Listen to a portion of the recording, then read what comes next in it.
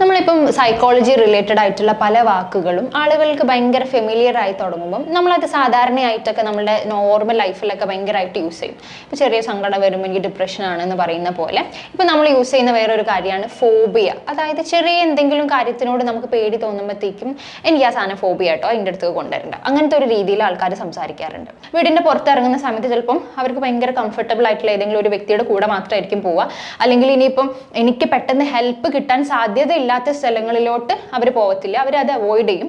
Anxiety ഉണ്ടാകുന്ന സമയത്ത് അവർക്ക് ലൈഫ് ഒട്ടും എൻജോയബിൾ ആയിരിക്കില്ല. കാരണം ആളുകളുടെ ഇടയിലോട്ട് ഇറങ്ങുക എന്ന് പറയുന്നത് അഗ്രോഫോബിയ ഉള്ള ഒരാളെ സംബന്ധിച്ച് ഭയങ്കര പ്രയാസമുള്ള കാര്യം.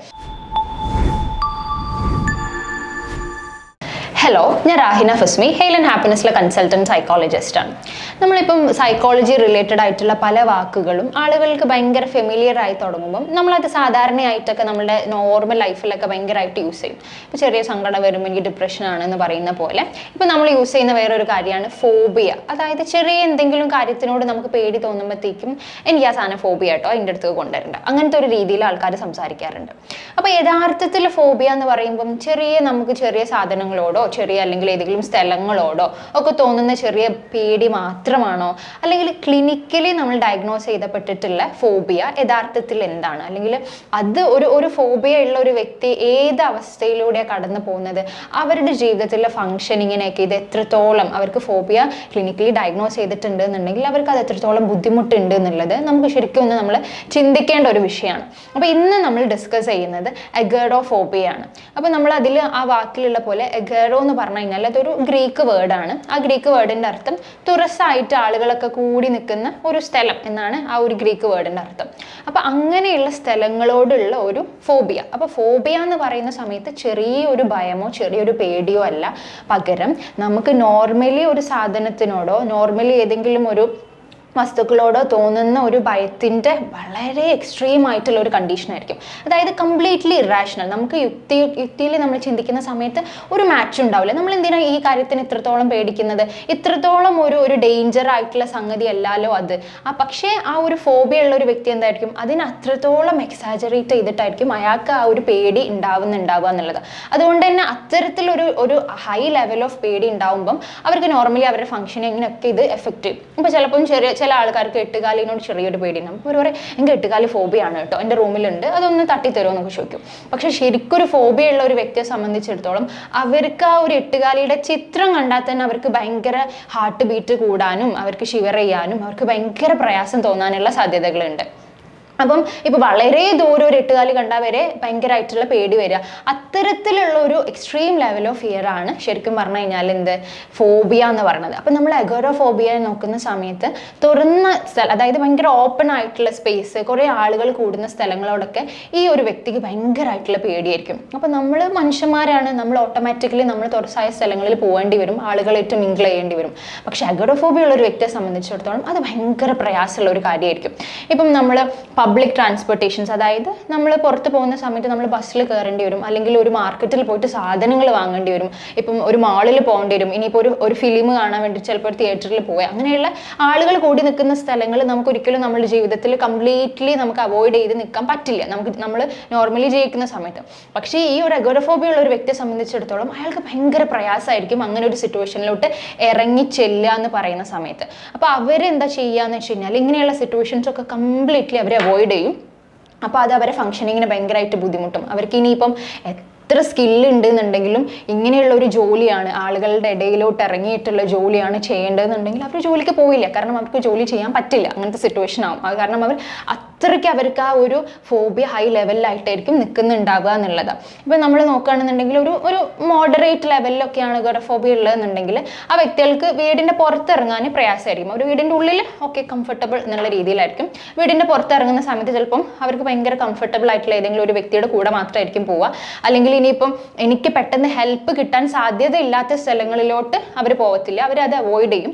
ഇനിയിപ്പോൾ കുഴപ്പമില്ല, എനിക്ക് എന്തെങ്കിലും പറ്റിക്കഴിഞ്ഞ് കഴിഞ്ഞാൽ എന്നെ ഹെൽപ്പ് ചെയ്യാൻ അവിടെ ആളുകളുണ്ട്, എനിക്ക് അവിടെ നിന്ന് എസ്കേപ്പ് ചെയ്യാൻ പറ്റുമെന്ന് തോന്നുന്ന സ്ഥലത്ത് അവർ പോകും, അല്ലാത്ത സ്ഥലങ്ങൾ അവർ കംപ്ലീറ്റ്ലി അവോയ്ഡ് ചെയ്യും. ഇനിയിപ്പോൾ ഭയങ്കര സിവിയർ ആയിട്ടുള്ള ഒരു കേസാണെന്നുണ്ടെങ്കിൽ നമ്മൾ നോക്കുമ്പം ആ ഒരു വ്യക്തിക്ക് തൻ്റെ റൂമിൽ നിന്ന് പുറത്ത് പോകാൻ വരെ പറ്റാത്ത അവസ്ഥയായിരിക്കും. അവരത്രയും അൺകംഫർട്ടബിൾ ആയിരിക്കും. അവരുടെ റൂമിൽ നിന്ന് വെളിയിൽ പോകാന്നുള്ളത് വരെ അവർക്ക് പറ്റില്ല. കാരണം അവിടെ കുറച്ച് ഓപ്പൺ സ്പേസ് ആണ്, അവിടെ വീട്ടിൽ വേറെ ആൾക്കാരുണ്ടാവും, ചിലപ്പം വീട്ടിലേക്ക് പുറത്തുനിന്ന് ആൾക്കാർ വരാം.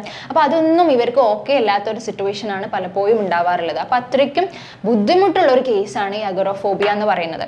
സാധാരണയായിട്ട് ഇത് പാനിക് ഡിസോർഡർ, പാനിക് അറ്റാക്ക് ഉള്ള ആളുകളിൽ ഇതും കൂടെ ചേർന്ന് കോമോർബിഡ് ആയിട്ട് വരാറുണ്ട്. അപ്പം പാനിക് അറ്റാക്ക് നമ്മൾ മുന്നത്തെ വീഡിയോയിലൊക്കെ എക്സ്പ്ലെയിൻ ചെയ്തിട്ടുള്ളതാണ്. അതായത് പെട്ടെന്ന് നമ്മൾ മരിച്ചു പോവാണ് എന്നുള്ള രീതിയിലുള്ള ഫീൽ ആയിരിക്കും. ഭയങ്കരമായിട്ട് ഹാർട്ട് ബീറ്റ് കൂടും, ശ്വാസം കിട്ടാത്ത പോലെ ഫീൽ ചെയ്യും, നമ്മളുടെ ബോഡിയിലൊക്കെ ഹീറ്റിംഗ് സെൻസേഷൻസ് ഉണ്ടാവും, ഭയങ്കരമായിട്ട് കരച്ചിൽ വരും. അതായത് നമ്മൾ ശരിക്കും ഒരു ഹാർട്ട് അറ്റാക്ക് സിമിലർ ആയിട്ടുള്ള എല്ലാ സിംറ്റംസും, പ്രത്യേകിച്ച് ഫിസിക്കൽ ശാരീരിക ബുദ്ധിമുട്ടൊന്നും ഇല്ല, പ്രത്യേകിച്ച് ചിലപ്പോൾ നമുക്ക് അത്രയും നമ്മൾ ഭയക്കേണ്ട ഒരു സിറ്റുവേഷൻ അല്ലാതെ പോലും ഇത്തരത്തിലുള്ള സിംറ്റംസ് ഒക്കെ വരുന്നതാണ് പാനിക് അറ്റാക്ക്. അപ്പം ഒരു പ്രാവശ്യം ഒരു വ്യക്തിക്ക് പാനിക് അറ്റാക്ക് ഉണ്ടായി കഴിഞ്ഞാൽ ചിലപ്പോൾ എന്ത് ചെയ്യും, അത് മിക്കപ്പോഴും ചിലപ്പം ഒരു ഓപ്പൺ സ്ഥലങ്ങളിൽ നിന്നൊക്കെ ആയിരിക്കും ഉണ്ടാകുക, ഒരു സദസ്സിൽ നിന്നായിരിക്കും ചില ആൾക്കാർക്ക് ഉണ്ടാവുക. അപ്പം അവരെന്ത് ചെയ്യും, ഇനി ആ സ്ഥലത്ത് പോകുമ്പോൾ എനിക്ക് ഇതേപോലെ വരുമോ എന്നുള്ള ടെൻഷൻ അവർക്ക് ഭയങ്കരമായിട്ട് ഉണ്ടാവും. അപ്പോൾ അവർ പയ്യെ ഈ പാനിക് അറ്റാക്ക് വീണ്ടും ഉണ്ടാവുമോ എന്ന് ആലോചിക്കുമ്പോൾ അതൊരു പാനിക് ഡിസോർഡർ ആവും. അപ്പോൾ ആ ഒരു പാനിക് ഡിസോർഡർ ഒക്കെ ഉള്ള ഒരു വ്യക്തികൾ എന്ത് ചെയ്യും, ഗ്രാജ്വലി ഇങ്ങനെയുള്ള ഓപ്പൺ സ്ഥലങ്ങളൊക്കെ അവരെന്ത് ചെയ്യും, അവോയ്ഡ് ചെയ്യും. അവർക്ക് ഈ അഗോറോഫോബിയ മെല്ലെ ഡെവലപ്പ് ചെയ്യാനുള്ള സാധ്യതകൾ വളരെ കൂടുതലാണ് എന്നുള്ളത്. അഗോറോഫോബിയ ഉള്ള ആളുകളിൽ കാണുന്ന വേറൊരു കാര്യമാണ് അവരുടെ എക്സ്ട്രാ അവർക്ക് ബോഡിലി സെൻസേഷൻസ് ഉണ്ടാക്കുന്ന കാര്യങ്ങളൊന്നും അവർ ചെയ്യില്ല. അതായത് ഇപ്പം നമ്മൾ എക്സസൈസ് ഒക്കെ ചെയ്യുന്ന സമയത്ത് നമ്മുടെ ബോഡിയിൽ ഒരുപാട് എനർജി ഉണ്ടാവാൻ വേണ്ടിയിട്ട് നമുക്ക് ബ്രീത്തിങ് കൂടും, ഓട്ടോമാറ്റിക്കലി നമ്മുടെ ഹാർട്ട് റേറ്റ് കൂടും. അത് നമ്മളുടെ സെല്ലിലോട്ടൊക്കെ ബ്ലഡ് എത്തിയിട്ട് നമുക്ക് അവിടേക്ക് എനർജി പ്രൊഡ്യൂസ് ചെയ്യാൻ വേണ്ടിയിട്ടാണ് അങ്ങനെ ഉണ്ടാവുന്നത്. അപ്പോൾ അതാണ് ബോഡിലി അറോസൽസ്. അപ്പോൾ ഇങ്ങനെയുള്ള കാര്യങ്ങൾ, അതായത് ഇപ്പോൾ എക്സസൈസ്, ഇപ്പോൾ അല്ലെങ്കിൽ നമ്മൾ എന്തെങ്കിലും പേടിയുള്ള മൂവീസ് കാണുക, ആ സമയത്തൊക്കെ നമുക്ക് ഇങ്ങനെയുള്ള കാര്യങ്ങൾ ഉണ്ടാവാറുണ്ട്. അപ്പോൾ ഇങ്ങനെ ബോഡി അറോസൽസ് ഉണ്ടാവുന്ന കാര്യങ്ങളൊക്കെ ഇവർ മാക്സിമം അവോയ്ഡ് ചെയ്യും. കാരണം ഇപ്പോൾ മിക്ക ആൻസൈറ്റി ഡിസോർഡേഴ്സിനെ പോലെ തന്നെ നമ്മൾ ഈ അഗോറോഫോബിയ നോക്കുന്ന സമയത്തും അവർ ഭയങ്കര ഹൈപ്പർ സെൻസിറ്റീവ് ആയിരിക്കും. നമ്മുടെ ബോഡിയിൽ എന്തെങ്കിലും ചെറിയ ചേഞ്ചസ് ഉണ്ടാകുമ്പോഴത്തേക്കും അവർക്ക് ടെൻഷൻ ആവാൻ തുടങ്ങും. ഇപ്പോൾ നമ്മുടെ ഹാർട്ട് റേറ്റ് ഇങ്ങനെ കൂടുകയാണെന്നുണ്ടെങ്കിൽ ഇപ്പോൾ എന്തോ പ്രശ്നം വരാനുണ്ട് എന്നുള്ള രീതിയിലായിരിക്കും അവർ കാണുന്നുണ്ടാവുക. അപ്പോൾ അവരിങ്ങനെ അവരുടെ ബോഡി അറോസൽസ് ഉണ്ടാകുന്ന എല്ലാ ആക്ടിവിറ്റീസും മാക്സിമം അവോയ്ഡ് ചെയ്യാനാണ് ശ്രമിക്കാറുള്ളത്. അപ്പോൾ നമ്മൾ നോക്കുകയാണെങ്കിൽ അവരുടെ സെക്ഷൽ ആക്ടിവിറ്റീസിലൊക്കെ സാരമായിട്ടുള്ള പ്രശ്നങ്ങൾ ഉണ്ടാവാനുള്ള സാധ്യതകൾ കാണാറുണ്ട് എന്നുള്ളതാണ്.